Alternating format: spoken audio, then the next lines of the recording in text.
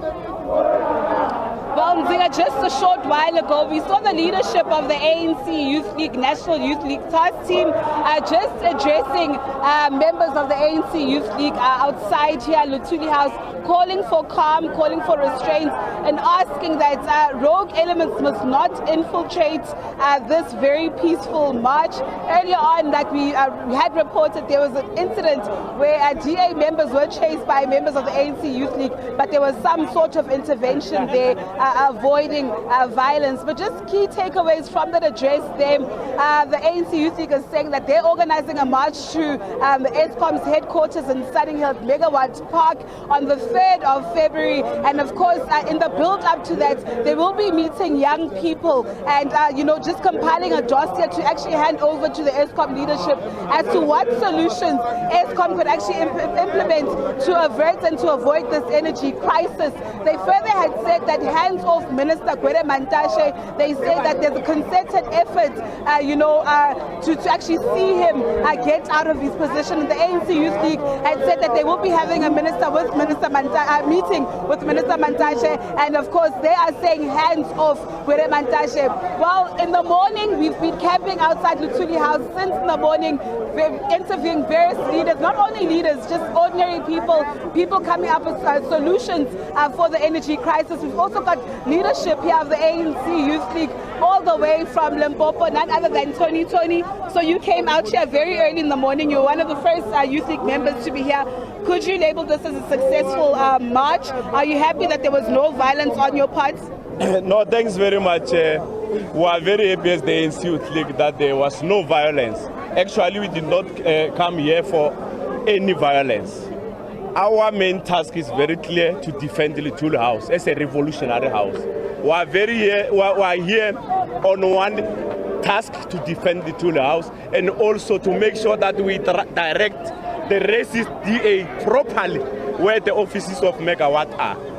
And it seems as if you'll be driving back to Joburg on the 3rd of February because the ANC Youth League will also then be marching to the offices of ESCOM in Sunninghill. Tell me from now on till then, I've heard that you will be engaging with young people, coming up with solutions to avert this energy crisis.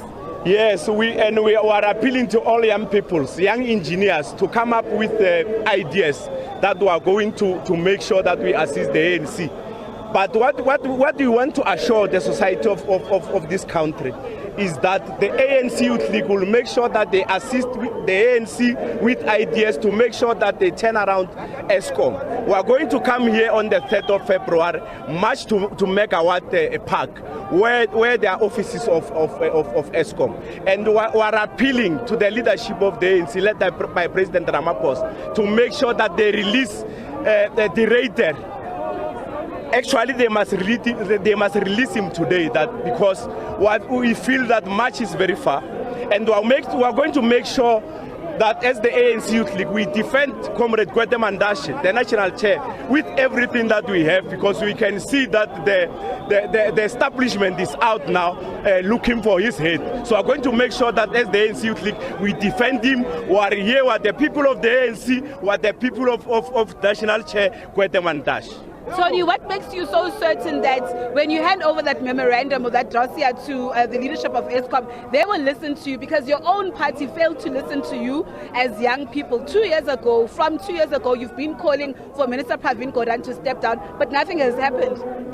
Now we are very confident. We are just coming from our conference in December. The mandate was very clear about energy. So we hope that the president will do the right thing. We have been calling for the removal of Pravin Gordhan and the raider, and we are still there as the ANC Youth League. We told them since last year that remove these guys.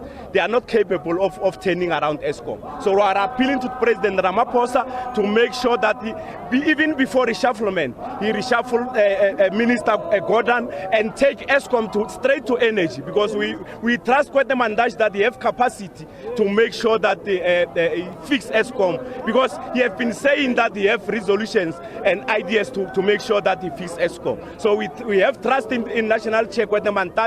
So we are appealing to the president that please give Gwede Mantashe this machinery is going to make sure that he fix ESCOM. Well, we've been interviewing ANC Youth League leaders all morning. Let's just also take this conversation further to just ordinary members of the Youth League, what their sentiments are and how load shedding actually affects them as young people.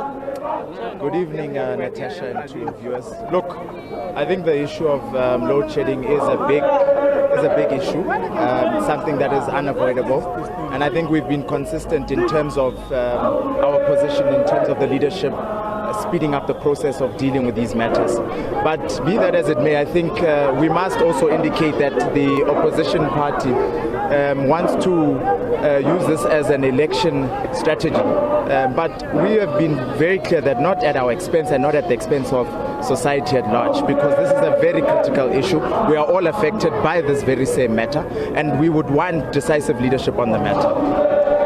One would argue that, listen, yes, it's all well and good that you come out here protected, you Luthuli House, but I mean, there's been a vacuum in the ANC Youth League for quite a number of years now. Are you not agitated as a young person that your voice is probably not heard within the ANC, seeing that the ANC Youth League has no structure? Perhaps let's give a contextual background, because in all fairness, when we were appointed to lead structures in the various provinces, immediately when we assumed responsibility in office, we went into election mode, if you remember, for the local government elections. Subsequently to that, we had to prepare for policy conference and ultimately... But way before that, way before the NYTT was actually appointed, there's been a vacuum within the structures of the ANC, of young people. History has no blank pages, Natasha. We were here at Luthuli House. We were the ones who actually called for the disbandment of the former National Executive Committee. And subsequently to that, we were then charged with the responsibility of reviving the ANC Youth League. But there must be an appreciation that this is not an overnight thing, because you have a number of structures across the country that you need to be able to ensure that all of them are intact. And we can safely say where we are now, we are geared up and ready for our national conference of the ANC Youth League. What kind of crop of leadership are you looking to have? For us, it's decisive leadership that is in touch with young people, because we all know the issues that are affecting young people at large, irrespective of which political affiliation, but we all know issues of young people that are affecting at large. So we want leadership that understands issues of young people and that will be decisive enough to take on any, irrespective of which camp, but to take on any leadership to say this is what young people want and this is a time-ticking bomb. The question of unemployment needs to be resolved. The question of free education needs to be resolved. The question of empowering black-owned young SMMEs is also prudent. So the sooner we address these issues, the better. And good sir, are you happy with how the march turned out today?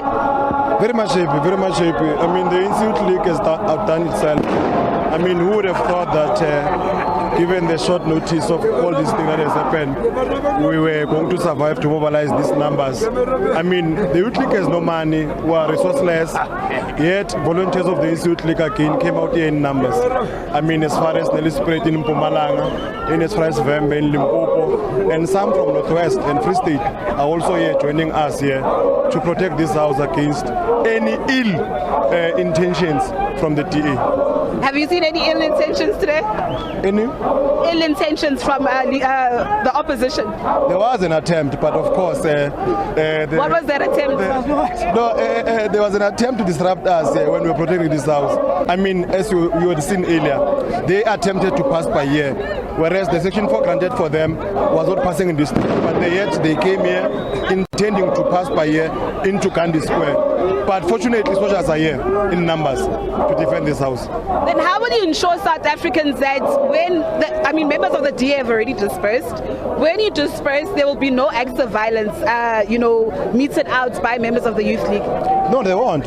I mean, we're properly coordinated. We're very much capable leadership under Joy Mayimele as the coordinator, and we have Nongeba Mhlawuli as the convener, we have Tlangelani as the organizer. We're very much coordinated. We're very organized.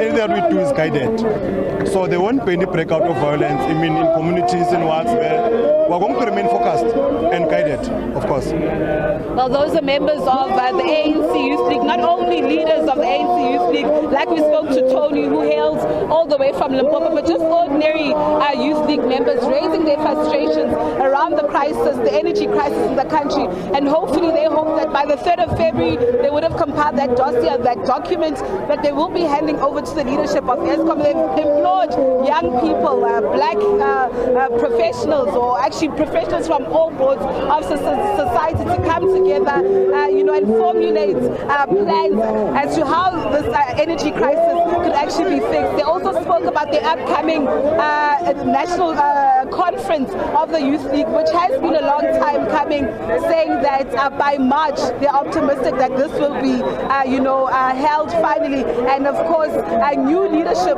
which will take the ANC Youth League forward, which will be or somewhat formally take back the ANC Youth League to its former glory, the former glory of the likes of Peter Mugabe and the likes of Julius Malema and his crop.